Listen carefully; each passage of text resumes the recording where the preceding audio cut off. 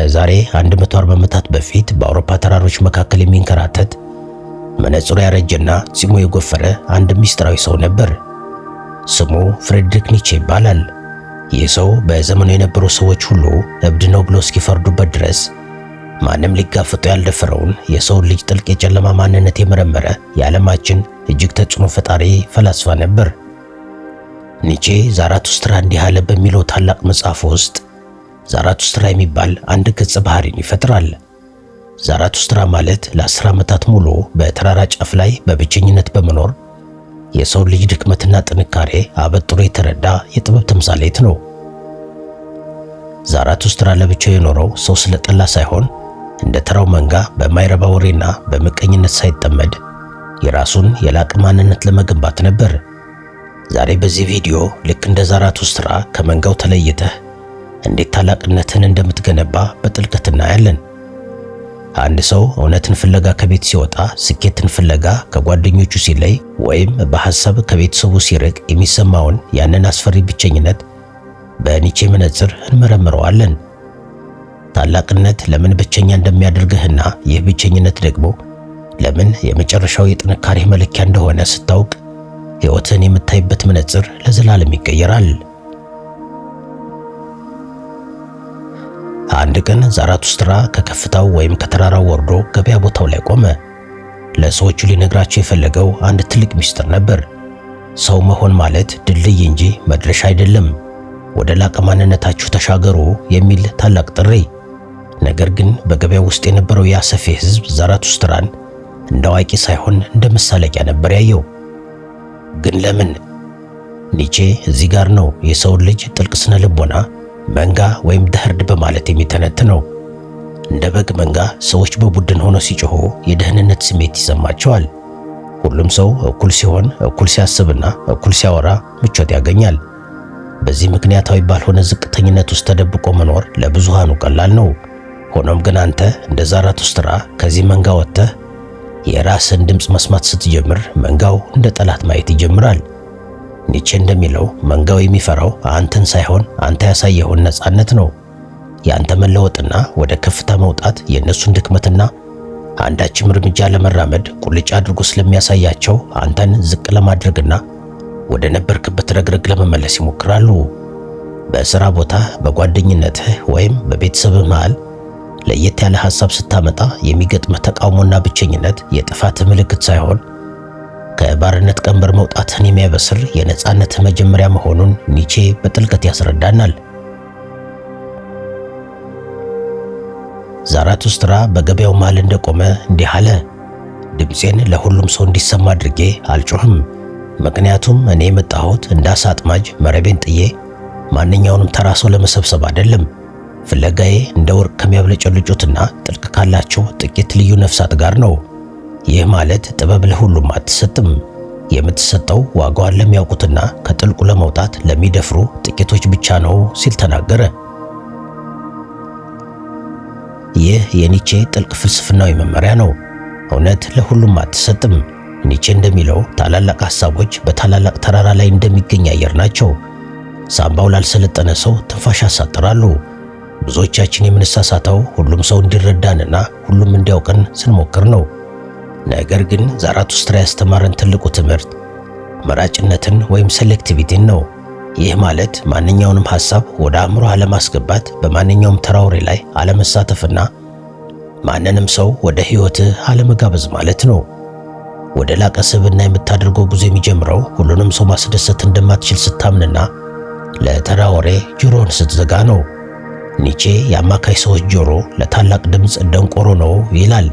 ስለዚህ ብቸኝነት የሚመጣው ሰዎች ስለጠሉ ሳይሆን አንተ የምትናገረው ቋንቋና የምታስበው ሐሳብ ከነሱ የመረዳት አቅም በላይ ስለሆነ ነው። ይህ የመረጥከው ብቸኝነት ወይም ሳከርድ ሶሊቲዩድ ደካማ ጓደኞችህን ከአካባቢ ጠራርጎ በማስወጣት ከአንተ ጋር ወደ ከፍታው መውጣት ለሚችሉ ጥቂት የነፍስ ጓደኞች ቦታ ይፈጥርልሃል። ታላቅነት የሚጀምረው በቁጥር ብዛት ሳይሆን በጥራት መሆኑን የምትረዳው ያኔ ነው። ዛራቱስትራ በገበያ ቦታ ያጋጠመውን ንቀትና ፌዝ ካየ በኋላ አንድ ትልቅ ውሳኔ ወሰነ። ዳግም ወደ ተራራውና ወደ ብቸኝነቱ መመለስ። ይህ መመለስ ግን በሽንፈት የመሸሽ እርምጃ ሳይሆን ራሱን ዳግም ለመውለድ የሚደረግ የጥበብ ሽግግር ነበር። ኒቼ በዚህ የታሪክ መታጠፊያ ላይ አንድ እጅግ የሚረብሽ ጥያቄ ያነሳል። ከራስ ጋር ብቻን ለመሆን ድፍረቱ አለህ ወይስ ብቸኝነትን የምትፈራው እዛ ዝምታ ውስጥ የምታገኘው እውነተኛ ማንነትህ ስለሚያስደነግጥህ ነው የሚል። ብዙዎቻችን ከሰዎች ጋር የምንቀላቀለው ፍቅር ስላለን ሳይሆን የውስጣችንን ባዶነትና ድክመት በሰው ጩኸት ለመሸፈን ነው። ኒቼ ግን ብቸኝነትን እንደ ቅዱስ ላብራቶሪ ያየዋል። አንድ ውብ የድንጋይ ቅርጽ ሊወጣ የሚችለው ድንጋዩ ብቻውን ተለይቶ በመዶሻና በወፍጮ ሲመታ ብቻ እንደሆነ ሁሉ የሰው ልጅም የላቀ ስብዕና የሚገነባው ከሰዎች ተጽዕኖ ወጥቶ በዝምታ ውስጥ ራሱን ሲመረምር ነው። እዛ ማንም በማያየ ዓለም ውስጥ የሌሎች ሰዎች ድምፅ ጠፍቶ ያንተ እውነተኛ የውስጥ ማንነት ማውራት ይጀምራል። ይህ ሂደት እንደ እሳት ይፋጃል። ኒቼ ራስን ለማግኘት መጀመሪያ ራሱን ያቃጠለ ሰው መሆን አለብህ ይላል። ነገር ግን በዛ የብቸኝነት እቶን አልፎ የሚወጣው ማንነት በማንም የማይናወጥና እንደ አልማዝ የጠነከረ ነው። ስለዚህ ብቸኝነት ጊዜህን ማባከን ሳይሆን ዓለም ገና ለምታየው ታላቅ ማንነትህ የሚደረግ የሚስጥር ዝግጅት ነው። ዛራቱስትራ ወደ ተራራው ወደ ብቸኝነቱ ሲመለስ ግን ሙሉ በሙሉ ብቻውን አልነበረም። ሁለት ድንቅ አጋሮች ነበሩት። በሰማይ ላይ የሚከንፈው ንስርና በምድር ላይ የሚሳበው እባብ። ኒቼ እነዚህን ሁለት እንስሳት የመረጠው በምክንያት ነው። በዘመኑ ንስር የኩራትና የነጻነት ምልክት ሲሆን፣ እባብ ደግሞ የብልሃትና የጥልቀት ተምሳሌት ነበር። ይህ አንድ የሚያሳየን ጥልቅ ተምሳሌት አለ። ወደ ላቀ ማንነት ለመድረስ ብቸኝነትን የመረጥክ ሰው እንደ ንስር ከፍ ብለህ የምትታይበት ኩራትና እንደ እባብ በምድር ላይ ያሉትን ተንኮሎች ሁሉ የምትረዳበት ብልሃት ሊኖርህ ይገባል የሚል። ብዙ ጊዜ ብቸኝነትን የመረጡ ሰዎች የዋሆች ወይም ለዓለም የማይመጥኑ ተደርገው ይታሰባሉ። ነገር ግን ኒቼ የሚያስተምረን እውነተኛው ብቸኛ ሰው ኩራቱን እንደ ንስር በከፍታ ላይ የሚሰቅል፣ በተመሳሳይ ሰዓት ደግሞ እንደ እባብ የምድርን ተጨባጭ እውነት በንቃት የሚከታተል መሆን አለበት። ኩራት ብቻውን ወደ ትዕቢት፣ ብልሃት ብቻውን ደግሞ ወደ ተንኮል ይመራል። ነገር ግን በብቸኝነት ውስጥ ኩራትን ከብልሃት ጋር ስታስማማ ከእንቅፋቶች የምታመልጥበት የንስር ክንፍና በመንጋው መካከል በብልሃት የምትመላለስበት የእባብ ጥበብ ይኖርሃል። ይህ ሚዛን ነው እንግዲህ በብቸኝነት ውስጥ ተስፋ ከመቁረጥ ይልቅ ወደ ኃያልነት የሚቀይርህ። ዛራቱስትራ ማለዳ ማለዳ ከእንቅልፉ ሲነቃ ፊቱን ወደ ፀሐይ ዞሮ እንዲህ ይላት ነበር፣ አንቺ ታላቅ ኮከብ፣ የምታበሪላቸው ባይኖሩ ኖሮ ደስታሽ ምን ይሆን ነበር? ኒቼ በዚህ ንግግር ውስጥ የብቸኝነትን የመጨረሻ ግብ ያስረዳናል። ፀሐይ የምታበራው ሰዎች ስለለመኗት ወይም ስላመሰገኗት ሳይሆን የውስጥ ብርሃኗ ስለተትረፈረፈና ያንን ብርሃን ማፍሰስ ተፈጥሯ ስለሆነ ነው። ታላቅነትም እንዲሁ ነው። በብቸኝነት ውስጥ ራስን የምትገነባው ለራስህ ብቻ ሳይሆን እንደ ፀሐይ የሚትረፈረፍ ጥበብና ኃይል እንዲኖርህ ነው። ብዙ ሰው ብቸኝነትን እንደ መደበቂያ ይጠቀማል። ኒቼ ግን ብቸኝነትን እንደ ጥበብ ማከማቻ ያየዋል። በዝምታ ውስጥ የምታከማቸው ዕውቀት፣ የምትገነባው ስብዕናና የምታገኘው ጥንካሬ ልክ እንደ ፀሐይ ብርሃን መፍሰስ ያለበት ደረጃ ላይ ይደርሳል። ያኔ ወደ ሰዎቹ የምትመለሰው ከነሱ ፍቅር ወይም ዕውቅና ለመለመን ሳይሆን የሞላህን ትርፍ ጥበብ ለዓለም ለመስጠት ነው። ይህ ከጥበብ የመነጨ መስጠት ወይም the virtue of giving ይባላል። እናም እውነተኛው ማንነት የሚገነባው እዚህ ጋር ነው። በብቸኝነት ጠንክረህ ለዓለም የምትተርፍ ብርሃን መሆን። ብቸኝነትህ ትርጉም የሚኖረው አንድ ቀን ለሌሎች መብራት የምትሆንበትን አቅም በውስጥህ ሲያመርት ብቻ ነው። ኒቼ በዛራቱስትራ አንደበት አንድ እጅግ የሚረብሽ ሐሳብ ይሰነዝራል። እናንተ ጎረቤቶቻችን የምትወዱት ራሳችሁን መሸከም ስላቃታችሁና ከራሳችሁ ለመሸሽ ስትፈልጉ ነው ይላል። ይህ ለዘመናት የኖርንበትን ማህበራዊነት እንደ ጭንብል የሚገፍ ትልቅ ፍልስፍናዊም ስነ ልቦናዊም እውነት አለው። ብዙዎቻችን ጓደኛ የምናበዛው ሰፈርና ቡና ቤት የምናዘወትረው ለፍቅር ሳይሆን ብቸኝነት ሲመጣ የሚሰማንን የውስጥ ድምፅ ለመሸሽ ነው። ኒቼ ግን ከቅርብ ጎረቤት ይልቅ ገና ያልመጣውንና ሩቁን ደሪሞት ዋን ውደዱ ይላል። ለመሆኑ ይህ ማለት ምን ማለት ነው? ኒቼ የሚመክረን ዛሬ ካሉህና ካንተ ጋር በትንንሽ ሐሳብ ከሚስማሙ ሰዎች ይልቅ ለወደፊቱ ለምትገነባው ታላቅ ማንነትህ ታማኝ እንድትሆን ነው። ዛሬ የምትከፍለው የብቸኝነት ዋጋ ነገ ለምትሆነው ለዛ ለላቀውና ለራቀው ማንነትህ የምታደርገው ስጦታ ነው። ተራ ጓደኝነት ብዙ ጊዜ አንተን ባለህበት ረግረግ እንዲያቆይህና ካንተ ጋር እንዲያረጅ ይፈልጋል። የዛራቱስትራ የብቸኝነት ሐሳብ ግን ከጓደኛህ ይልቅ ሩቁን ማንነትህን እንድትመርጥ ይመክርሃል።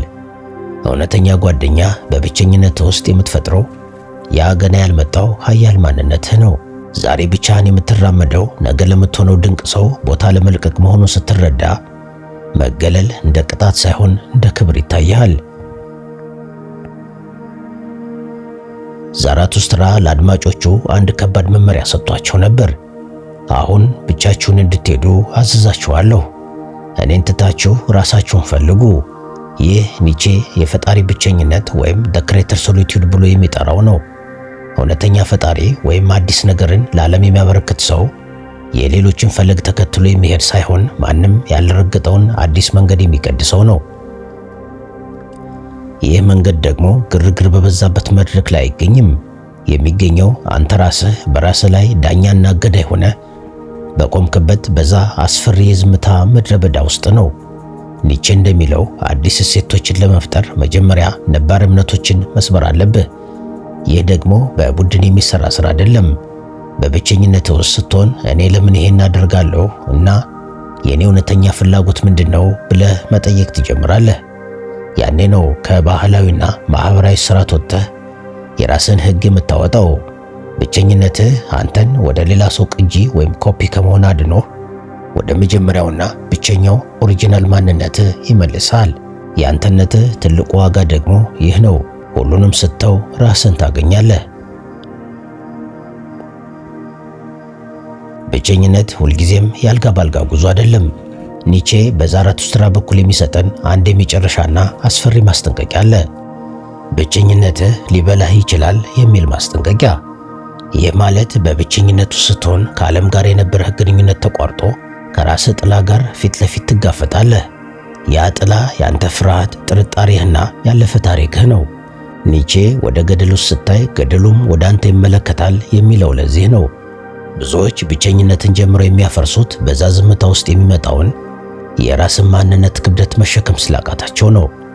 ዛራቱስትራ ግን ያስተማረን ይህንኑ ጥላ አሸንፎ መሻገርን ነው። በብቸኝነት ውስጥ የሚመጣው ጭንቀት አንተን ለመግደል የመጣ ሳይሆን ደካማ ማንነትን አቃጥሎ ጠንካራውን ለማውጣት የመጣ የመንፈስ ፈተና ነው።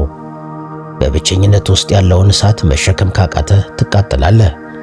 መቆጣጠር ከቻልክ ግን ለዓለም የምታበራ ብርሃን ትሆናለህ። ስለዚህ ብቸኝነት ሲከብድህና ነፍስ ስትጨነቅ ይህ መሸነፍ ሳይሆን የታላቅነትህ የምጣር መሆኑን ተረዳ። ያንን ክፉና ጎታች ጥላህን ያሸነፍክ ቀን ካሁን በኋላ በዓለም ላይ የሚጥልህ ምንም አይነት ኃይል አይኖርም።